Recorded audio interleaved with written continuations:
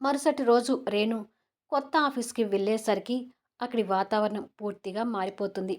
ఆఫీస్‌ని పూలమాలతో కొత్తగా అలంకరించి ఉంటుంది. స్టాఫ్ అంతా హడావిడిగా ఉంటారు. రేణు కూడా ఆ రోజు అనుకోకుండా శారీలో వస్తుంది.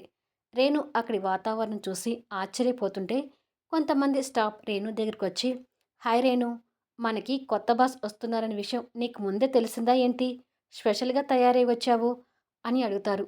రేణు ఆశ్చర్యపోతూ, అదేమీ లేదు. గుడికి వెళ్ళాలని ఇలా రెడీ అయి వచ్చాను. అది సరే, కొత్త బాస్ అంటున్నారేంటి?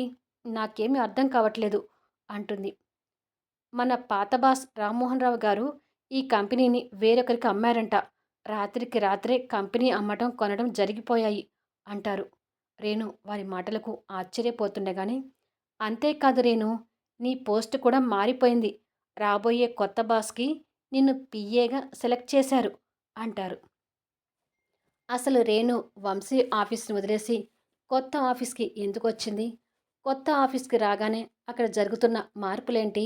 రేణుకి రాబోయే బాస్ ఎవరు అనేది రాబోయే వీడియోలో చూడండి. స్టోరీ నచ్చినట్టయితే దయచేసి లైక్స్ ఇవ్వండి, కామెంట్ షేర్ చేయండి.